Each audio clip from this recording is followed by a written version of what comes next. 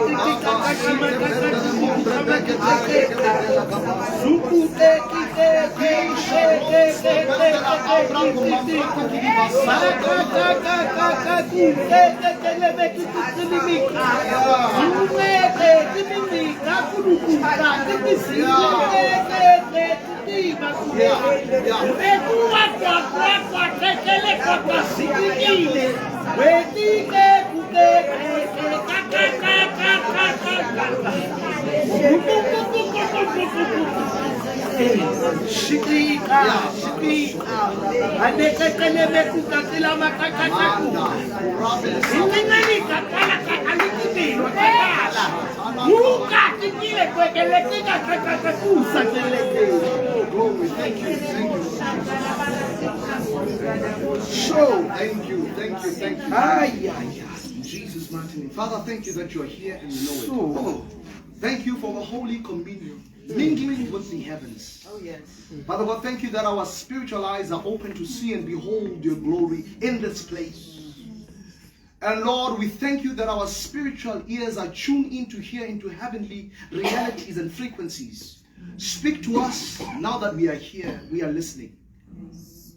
Lord, we thank you that as we're about to open your word, that truth will come out. Revelation will come out. For we are an army marching towards where God has summoned us to. Lord, you have sounded the alarm in the heard. Thank you for this gathering, and we give you glory in Jesus' name, amen. Amen. Jesus. I feel heaven. You know, I think this is the first time in prayer time that I'm enjoying. Like the Lord said this to me. This meeting is so important than all of them. And you know, I know how a meeting is important. And you are blessed by being here. It's not just the opposition. It's what, you know, when there is a destiny changing moment for you in a service, it's not just your flesh, even your soul gets wary of going. Can we? I just don't want to go. It's Satan ministering to you to miss an appointment with destiny. And this is what the Lord says. Many people were wary of coming here. And now that you are here, your sacrifice, this is what the Lord says. He says, tell them that I've went ahead of them. He says, the virtue of them being here, their crooked places are made straight. And even for me, it's a sacrifice for me to be here. Because I sense the weariness of people like, we are fine, let us not go. But God says, something was stolen from those people. And now that we are here, heaven is open. And heaven is ready to deliver. Please listen to me very carefully. I usually come here to teach, but this time I embrace the office of a prophet. When I speak, God is speaking. Things are moving. Things are changing. By virtue of you coming here, I declare that doors will open for you. The gates of glass will open for you. I declare that you are coming into a new dimension. I felt a shift in my spirit. And I know it's for all of us. Your life will never be the same again. If you believe the word, shout amen. Sure.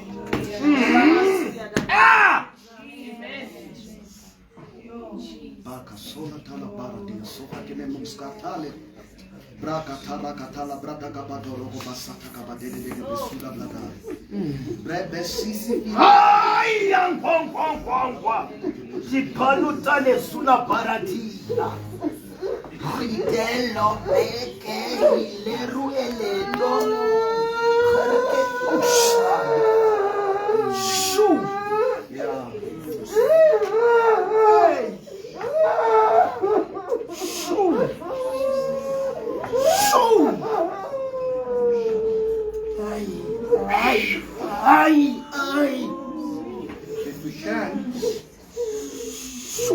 I can assure you I won't preach for long. If you can, go to the book of Luke 18. Oh, yeah. The Bible says this, no? Please listen to me. Don't be amazed of what's happening here. Let me tell you, yes, before I go there, let me tell you something about hunger. Please listen to me. I always see this. You know, it's a personal thing. I can intercede for you, but I cannot be hungry on your behalf. Hunger is a personal thing.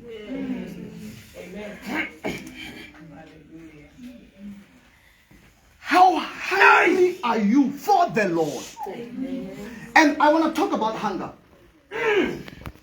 Hunger is such a force, Bazalwan.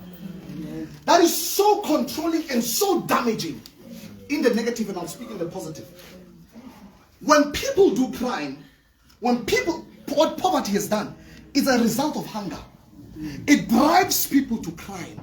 Hunger can inspire you to do something that you didn't want to do. There was a woman who was caught stealing. She was pregnant and she did not have money to eat, food to eat. She went to the store to go. That's what hunger does. It makes you step out of your principle, out of your like you become insane. Hunger controls. Imagine if you were hungry for God. That nothing can. You are not saying nothing can satisfy your soul. Not like.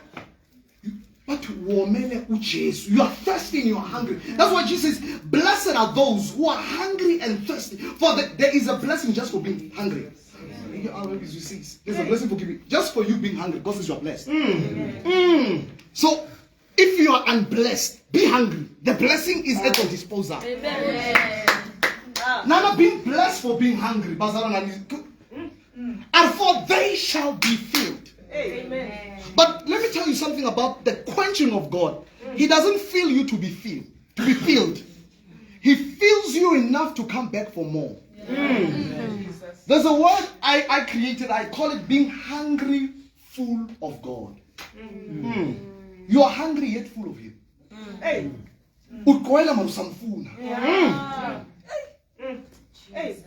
Amen. I said, let's open scripture. Yes.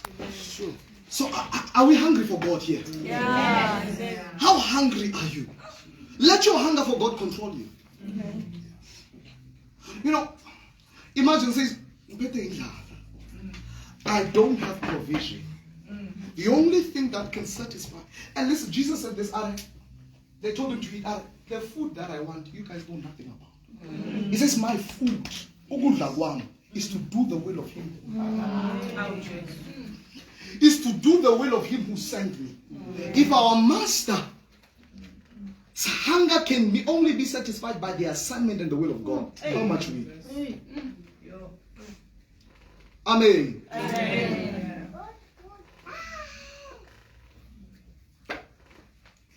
Luke 18. I sense heaven. I tell you, destiny is about to change. Please, as I am preaching, maintain this posture in your heart. That God, you are here and my life will never be the same. Just sing, I am here. And you said we should be here. Speak beyond the man standing on the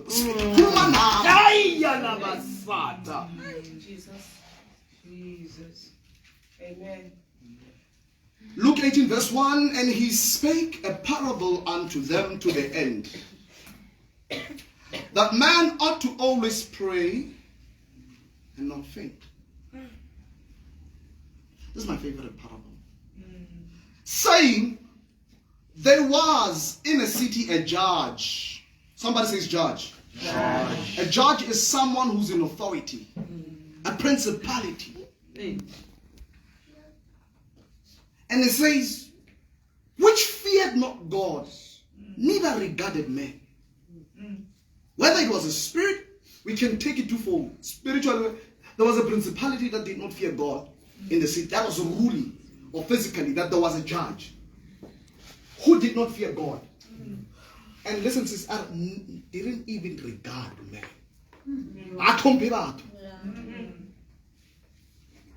He did his own will. This is a judge of the city. What a city in bondage. To have someone who's sitting over you like this. At least when someone fears God, even if he does not regard men, we know that he who will bend his heart towards his people. So this one has no one to bend his heart. Doesn't even respect people. And it says, in that certain place, there was a widow in the city. This is a parable, right? So we understand that a parable is a parable. It's not a direct speech. It's parabolic. For it is for us to interpret what Jesus is really saying to us. Amen. So what is a widow? Fellow guys, someone who has lost themselves. Because once you are married, you are one. You've lost a part of you. So that means nothing is fulfilling you except Him who has made you. So widows is not just who fell indoor. This is a parable. That's what I'm saying. Let's not take it literal because it's a parable. Someone, oh, thank God, they were the aircon. That's what I needed. Hallelujah. Amen. Can somebody call the guys who play keyboard and the knife? Oh, they just close the windows. Hallelujah. The curtains. The keyboard players are not here. They're outside. Oh, Shem, Zoli, they didn't want you to leave. How can the host leave the guest? I think they switched on the tape. Amen. Amen. What I was saying is that there was a widow in this. Oh, there was a judge in the city. There was a widow in the city.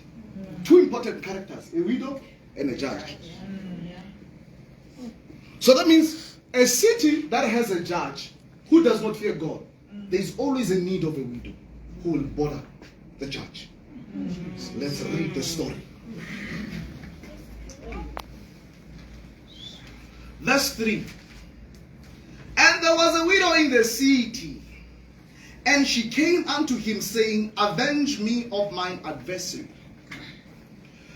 And he would not for a while, but afterwards he said within himself, Though I fear not God, nor regard man, yet because of this widow troubles me,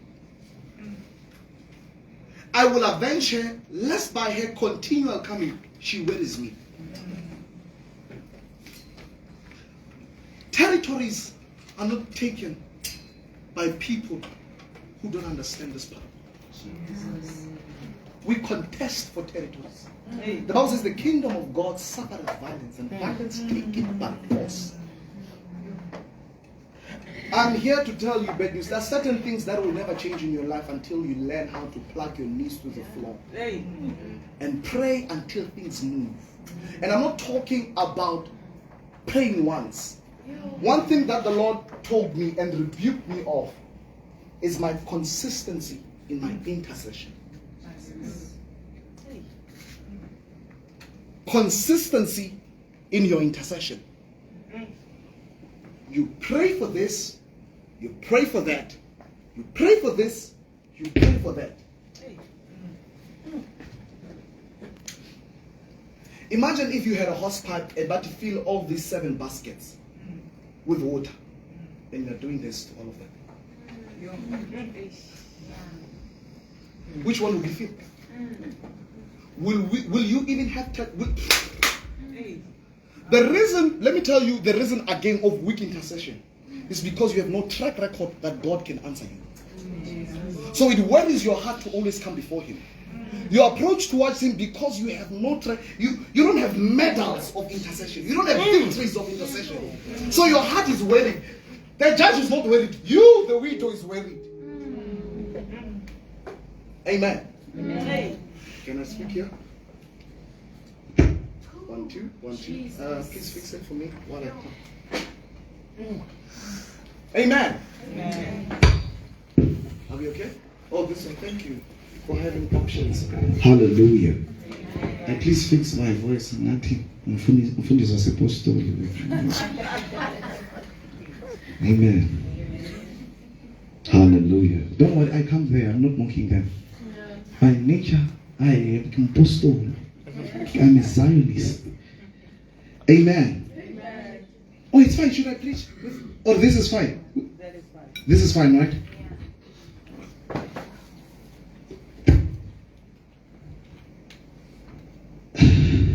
And there was a widow in the city, verse 3, and she came to me saying, avenge me of mine adversaries, and he would not for a while, but afterward he said within himself, though I fear not God, nor regard man, yet because of this widow troubleth me, I will avenge her, lest by her continual, the key word is continual coming, she wearies me. I said this, the reason why our intercession is you are jumping is because you have no track record that God has heard your prayers. Yeah. So you are praying for this, you are praying for that. You can give me strings. You're praying for that, you're praying for this. You are all over in your intercession. You're not disciplined in your prayer. If you're hungry and I give you water, will that satisfy you? No. You know you're done. You know what will fill you. So the reason why we are not effective in intercession is because we are all over the place.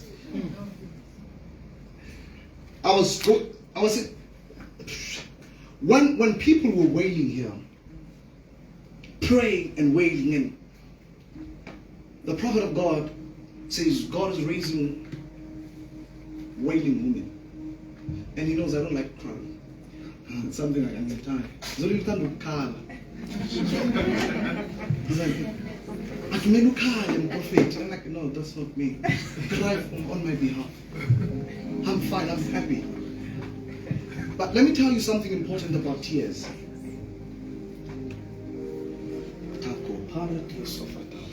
The Bible says, unless the clouds be full, they cannot release rain. The only thing that assures us of rain is clouds being full. That's the only thing that assures us of rain. So, we have the cloud. How do we feel the clouds? Either through our words or tears. But let me tell you about tears. Tears, it's the burden of the Lord that fails to be expressed in human words.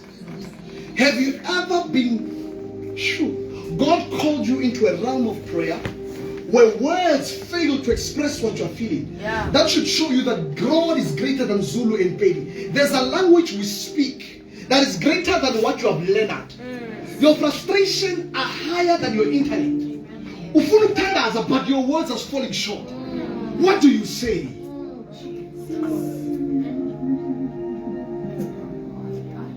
Because a father, your mind knows that.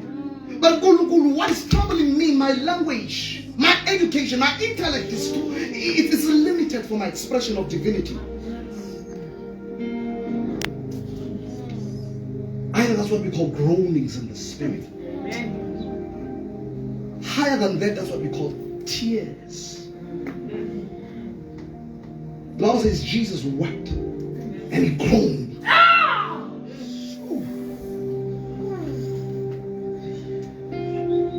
When someone who was important to him was dead. So the vision that I saw clouds being filled with tears. Clouds being filled with tears. This is not a Sunday teaching. You know, when we Sunday we are pastoral. Thank God that here it's people who know why they're here. This is a prayer meeting. This is a prayer retreat. This is a meeting where God wants to speak to us.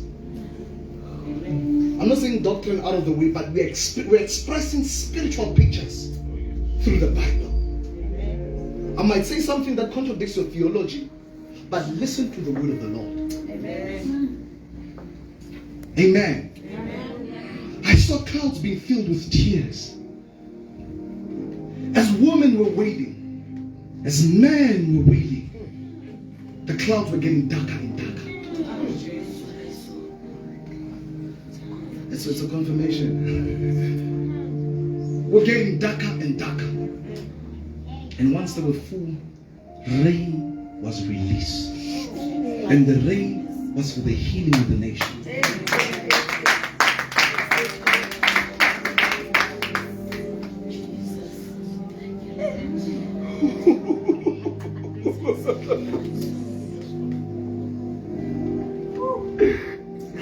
Amen. Now I can open my scripture. Isaiah 62.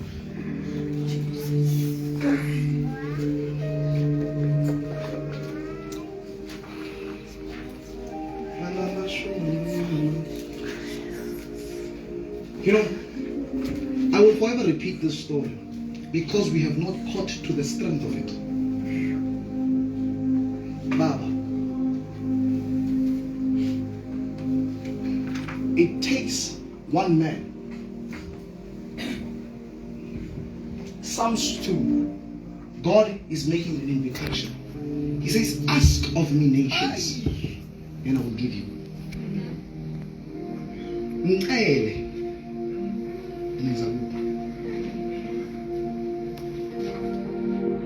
If we are in a nation, you know, people joke haphazardly.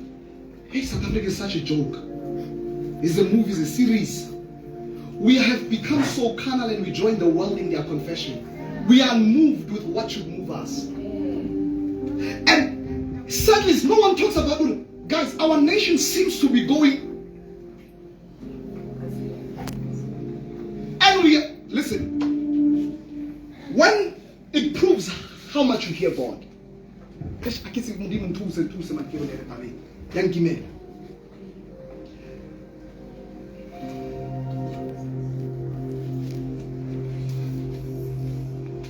was a man, I always talk about him, it's John Knox. He's my biggest inspiration in intercession always when I come to God. Because he reminds me that it is possible for one man to possess a nation. He said to God, give me Scotland or I die. And someone says, it sounds like pride. Who are you? Let's bring it home. Sindiswa umdeni wam or I die. Your children are not serving the Lord. Your family is not saved. Things are in. God says, I have given you a weapon that is teeth. That is your mouth. You have a mouth, yet you cry like those who don't know God. Amen.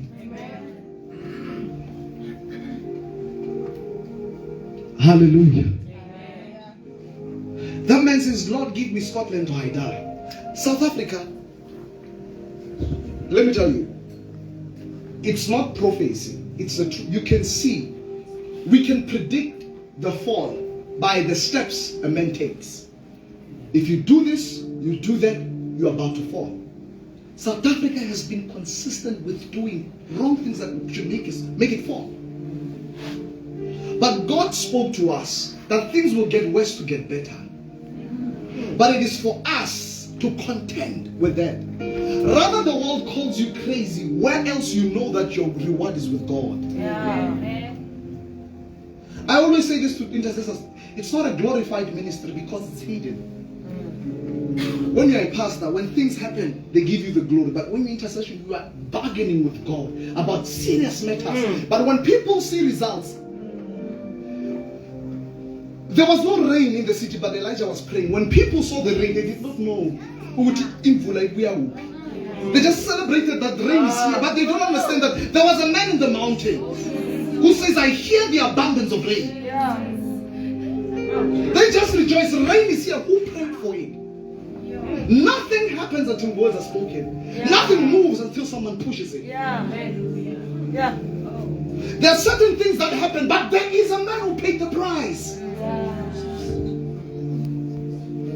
So when things like this, it shows that there is lack of funds of prayer, so to say, in the spirit. Let's read this. I said Isaiah. Did I say Isaiah? Yes. 62. This is the word of the Lord. I'll read it, the whole of it. This is Isaiah says, because I'm going to read it in the TLB. I know some of you have King James, but just listen to me. I don't need to open your Bible. Because I love Zion. Because my heart yearns for Jerusalem. I will not cease to pray for her or to cry out to God on her behalf until she shines forth in righteousness and His glory in His salvation. The nations shall come and see your righteousness. Kings shall be blinded by your glory. And God will confer on you a new name. He will hold you aloft in His hands for all to see, a splendid crown for the King of Kings. Never again shall you be called God-forsaken land.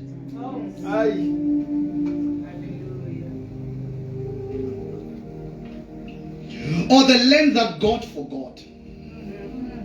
Your name will be the land of God's delight, meaning Hephzibah, and the bride of the Lord's delight, which is called Beulah. And He will claim you as His own. Your children will care for you, O Jerusalem, with joy that of a young man who marries a virgin, and God will rejoice over you as a bridegroom with his bride. Amen. This is Isaiah.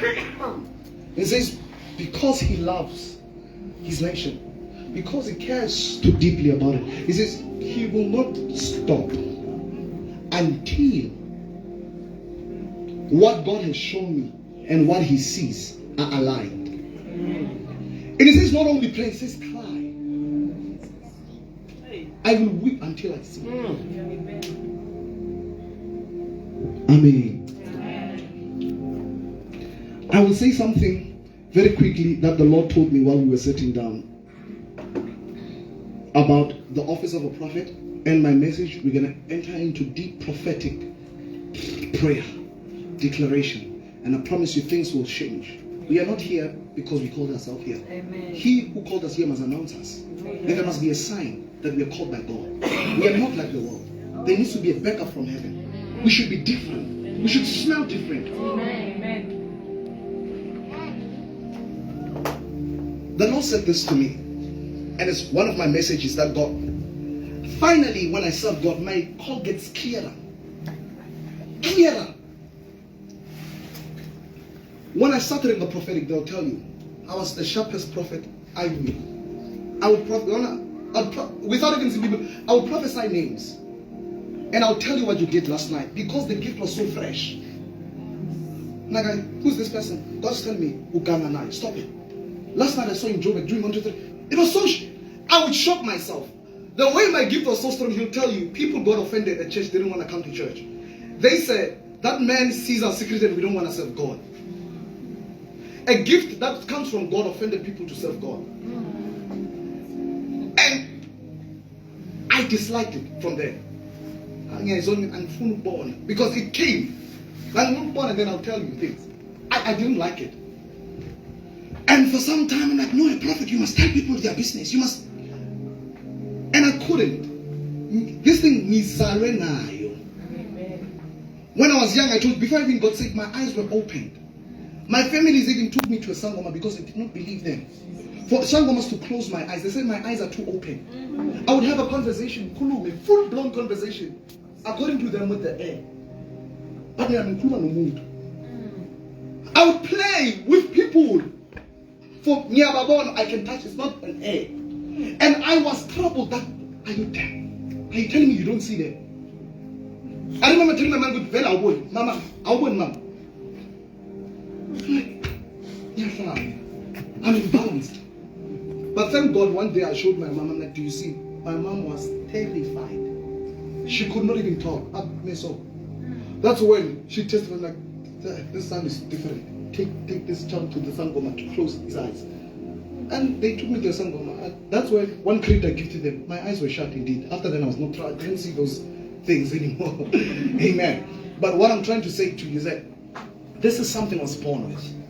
When I got saved, it came back strong. But once I matured, I understood it better. On how to use it. And how to use it. And to what glory and to what end.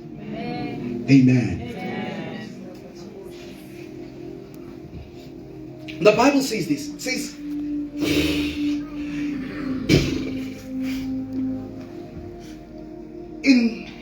and this is before Jesus returns. This is what we will see. I'm standing here as a prophet. For us to see the greatest move of God, this must come to. And ask the Lord, how will this happen?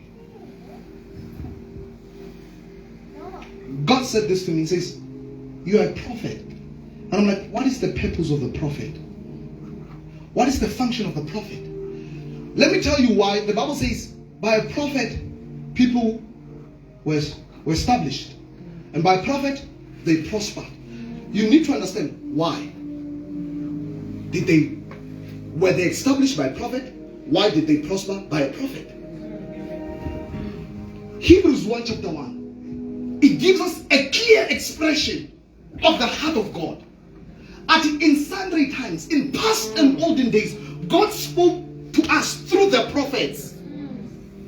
But now He speaks to us through the person of His Son. Amen. Amen. The reason why He spoke through prophets is because the Holy Spirit, or only one person can be anointed to speak on God's behalf. It's either it was a priest or prophets. Two people who could represent God. Priests, prophets, or kings. 3 years that they were anointed. Kings, prophets, or kings. Not everybody, because Jesus had not yet come. So only 3 people can speak on God's behalf. The rest must obey. But my question is now that we are here, should we then forget that those 3 offices were there? Are you hearing me? God told me that. He says, people now want to consult prophets about their own lives. And they forgot the reason why I established this. Okay. We have an image of a prophet called John. John the Baptist. How many of you know him? John the Baptist, the only man in the Bible who laid hands on Jesus. He baptized Jesus. He was declared a prophet. The Bible is in clear. It says, out of every man born of a woman, there's no one greater than John. When Ezekiel, who saw 24 elders, who saw angels with eyes all over, Jeremiah, call them David, all of them combined, says there's no one greater than John. And Jesus says something, in the kingdom, the least in the kingdom is greater than John. John is better than all of them. Jesus says we are better than John. But John was a prophet. He never prophesied to any person. He never says, I see. What type of prophet was he? They asked him, are you a prophet? He said, no. But he says, who are you? Are you the Messiah? He says, no. He says, who are you? He says, I am the voice crying in the wilderness to prepare the way for the Lord. He was clear what he was supposed to do. And he was the greatest prophet that we can learn from. I'm not saying others were insignificant. I'm trying to show you the greater peoples. Jesus, out of his lips, he says he's the greatest. So I take Jesus' testimony. I don't care what your pastor says. Jesus' testimony out of John is the greatest. So if you want to learn about who the true prophet is, learn from John. Inspired by them, but he's the greatest. Amen. Amen. When you're learning for karate, you saw those kids, you go to the best to train you. Imagine being trained by me today. House of Shah. You need a sensei. Black belt, not brown belt or red belt. The best can teach the best. So that means there's something we need to learn from his life, John. And he did not go around prophesying people, I see. But his assignment says, my path is to make the way for Jesus to walk easily. That's open to 1,000 interpretations. How did he do it? He was preparing the heart of people to repent. And Jesus said this to me. Before a king, you see what you see Eswatini, I think Eswatini, the kingdom, actually all these monarchs practice it. Eswatini, I see Eswatini, KwaZulu-Natal, even in Venda they do it. When a king comes, there's someone who they call him to praise the king.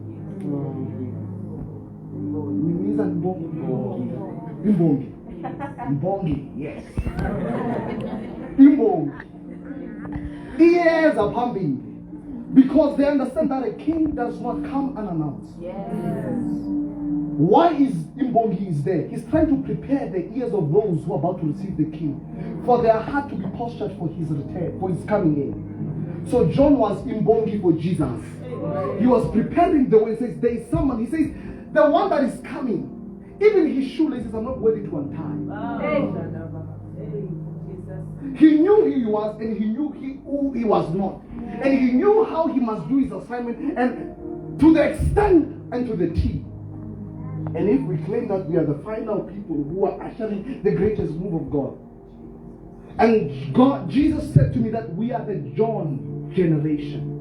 We are called to sound the alarm to prepare the way for the Lord. Amen. And how do we do it? If you're preparing the way for the Lord, that means you know the way that God has to walk in. If actually now the president is coming, he's going to use Pretoria Street and he's going to use. So all that street must be swept. When he comes, everybody's prepared for him. So that means we have foresight of where he should walk and go prepare the land. When God sent us here in Polokwane, it should tell you what is God trying to do in this land.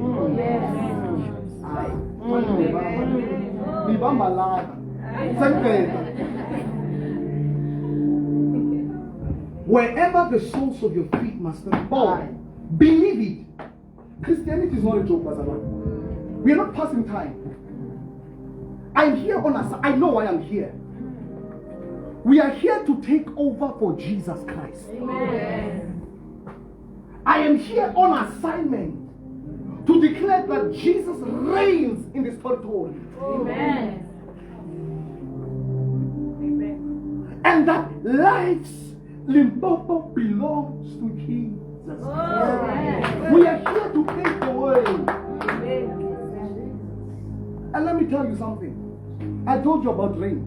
You're praying for rain now. When it hits, let me tell you, they will forget about you.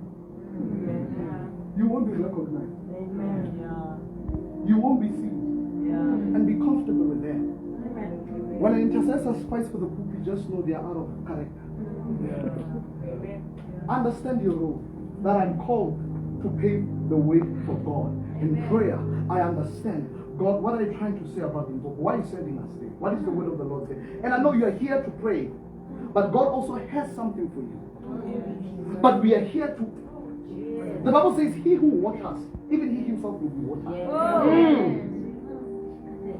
You cannot serve God in a deficit. He funds you when you do his work. He fills you up once you do his work.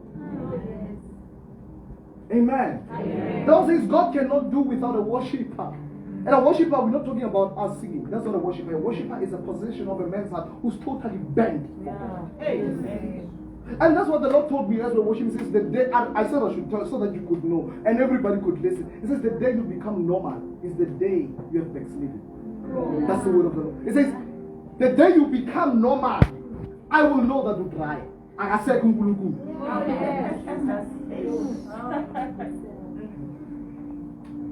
listen. The kingdom of darkness understands this. And can I take off my jacket? You saw that I need go in. So very important. I told the jacket. Yes, these new preachers, these new kids. The kingdom of darkness understands this very well. Colony. They influence music. They influence through our culture. When you see kids putting their pants here, smoking at a young age, I told her, they're educating them. They're colonized to behave in that way. We were having an argument actually when we were coming here. We saw a young girl smoking. Not privately, it's the street. I'm like, so we're having a debate. He says he blames his parents. I'm like, we cannot blame just parents. These kids are, so we're having a discussion about it. But the truth is this. There's something that educates, that influences these children greater than our influence in the kingdom. And what we are doing, we are so comfortable, just so comfortable in playing church. I said this, when was the last time you worked for souls? I said the last time, when was the last time you worked for souls? I know, time ago. What we pray for is cars, money in our bank accounts. the mandate of the Lord is removed. We are here to pave the way of the Lord. But I'm like, Lord, if I pave your way, my pockets are empty. My fridge is empty. I'm not saying your need is not important. But I'm saying God can only fund you when you do His will. Oh, yes. Listen, God told Peter, leave everything and follow me. That was the hardest thing ever. That's why when people speak bad about Peter, they offend me. I'm like, you don't understand what that man sacrificed. Yeah. Don't say Peter is a traitor. Look at yourself. How many times have you betrayed God? You yourself. Amen. Amen. He left everything. Manage everything. It's not like the business. You know when the businessman from his father comes here, I'm a customer. So it's easy to follow God. He hit the jackpot. He caught so many fish and God said, and that's what God does. He shows you everything and forsake it and follow me. Spoke about Abraham. And God gives you something and demands it. But no, it's not like God, it's like God. Let me tell you, it's like God. Yeah. But it's unlike God to give you something and demand. Unjalo. The Lord has said, He's like that. He has proven it in His word countless times. He gives and He demands. Peter says we have taught all night. It is good for Jesus. Your business thing. So it's easy for me to. He does something. He gives him everything. He failed all night. That's a perfect position to attack him. Like, since all your business failed, follow me. That would have been an easy following. Oh my God, my son, let's go. But he did something. He says, take all your desire, your business, and you understand what the reason why Peter was toiling all night is because he had a debt to pay. The tax collectors were bothering him. His business was in debt, so he had to pay. That's why he went all night to say, because by the tomorrow, if you don't pay, we are taking everything in your house. It was very possible. That's why he worked the whole night, and he caught my. He was stressed. Then came the man, walking, and says, "What are you doing there, gentleman?" Because we've been fishing all night and we got nothing, and he was a carpenter. Getting advice from a person who deals with wood, and you've been doing fishing 30 years. Says, stick to your wood, I'll stick to my sea. It says, cast your net to the other side. I'm like, hey, we have done this all night. But nonetheless, at your word, we will do it. They throw it and they caught so much fish, and Jesus now, follow me. My debts are paid. I have more than enough to be sustained in this business. Jesus is offering this man the apostleship, to be part of his. Peter says, get away from me. I'm unworthy. He says, come, follow me. That should tell you, following God comes at a high price. He mentioned about if you cannot, your wife, your children, take the first priority. I don't like such messages. That's why at church I say, love your wife. Go to family. But here, I don't preach that. I contradict myself because I understand the context of which I'm talking. At church we're building families. Here I'm building warriors. I'm building people who know how to pay the price. When God says give it all. It says, you're still alive. Kill yourself some more. You're still in control. Kill yourself some more. No one who prays for the nation is not dead to self. Because your priorities must be higher than of the nation. Amen. That's why Abraham, the stumbling block from him serving God was his needs. God says, Abraham, I've appeared to you. I am your great and exceeding great reward. Abraham says, but God, I don't have a child. God is offering you the world and says, God, but I don't have a child. God says, let me meet his needs and I'll give him. Then he says, actually, this man, does he really love me? God tested him. He says, nothing. He moves. Hey. Bring it back.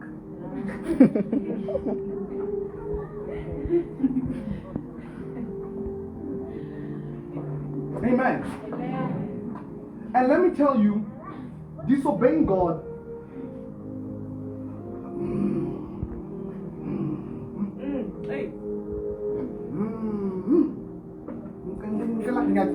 I've got, like, I don't preach long. I've got 10 minutes left. Let me see. Yeah, this is the update. Genesis chapter, not to open it. God appears to Noah, right? God appears to Noah and says, these people's sins have reached me here. He says, I want to end this generation and start a new one with you. He says, build me an ark. It was not Noah's idea to build the ark. The idea came from who? He says, build me an ark. Because it is God who understands how many days there will rain. Noah did not have revelation of God. And how long the strength of the rain. Is it going to be a drizzle? Is it going to be like a storm? So God says, build me an ark. That's where many people get it wrong. God says, come. Before I come, you've already bought some land when I saw your ark. You've went ahead, and I promise you, a lot of people do that. They sense the call of God and they start building without understanding the pattern of which they need to. A life not understood is lived carelessly. Destiny unknown is careless expenditure. Yeah. Amen. Amen. We were traveling to Cape Town by driving.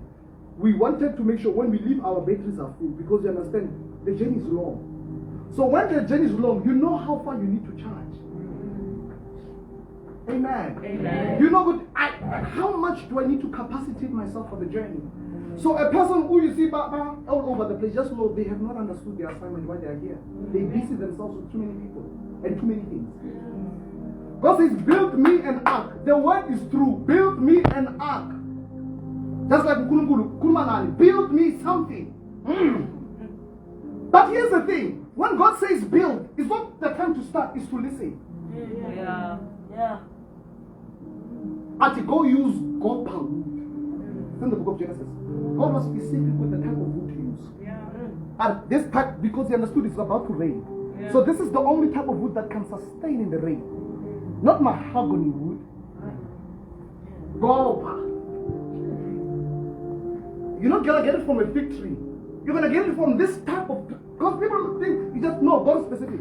That tree built me, and these are the measurements. And it says create windows in this. Please go read Noah and listen to how specific was God about even the windows, the type of wood, the measurements. How? I am saying this to say this about Undole, Isaac and Ishmael.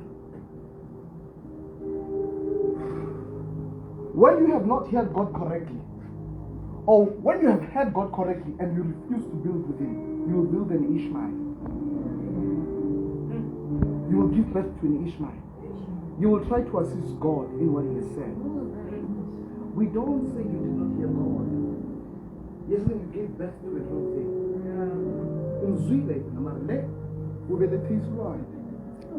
I'm not saying that Ishmael is Islam, but I'm trying to tell you something. Saying God speaks and we do.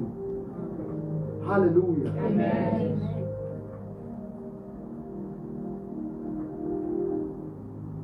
What is the Lord saying to us? I have to comment because I text you privately. I'm like, yo, no man, Zolile, Prophet Zolile, inspires me a lot. I'm not here to preach about men. I'm here to preach about Christ. But when a great man walks before you, I tremble at his obedience. I think God called you in my life so that I could learn how to obey Him fully. He reminds me so much like my past. These people believe God against all odds. As he said, coming to Polokwane, I think you only got the video last week. And he said, actually, we are coming here. But he just knew that we are either way. He said to me, even if Sarcons are under the tree, we are coming. I'm like, yeah, I'm not ready to go under the trees. So we find conditions in our difficulties on how to live what God has already said to us. We see opposition as a way to escape what heaven is saying. God says, you are my prophet. God says, you are my intercessors. If you don't understand the price, you're in the wrong battlefield. You're not supposed to be in this room. We are having a church service tomorrow. That's for you. God's about to bless you. A miracle is coming your way. Things are changing in 24 hours. When you give, you expect a blessing. God will command. That's where we say those things. In that, it's good that here you're a soldier. The Bible says a soldier does not bother himself with the affairs of when he only gets a command from heaven. Just doesn't busy himself. He knows I'm here on assignment. And if South Africa sends soldiers to Congo, do they cry for their food? No. They know he who has called me here clothes me and funds me. I don't know where my next meal is going to come from. But I know that somewhere, somehow it's going to come. What should consider me is me fulfilling my assignment. Soldiers are people of assignment. Father, I pray now. Let eyes be open, ears be open. Bala sura makatala brata. Come on, speak in other tongues. Salam brataka palatala siaba. Ora dedo sabla dia sabla katala. Viva sombre bele sikara do mambre bele dia satala. Army of the Lord, march. Pepe lupape. Pepe lupape. Baba subabe. Sibra bobape. Gigi sasasara du padre e gudanske pel della agra tola badale.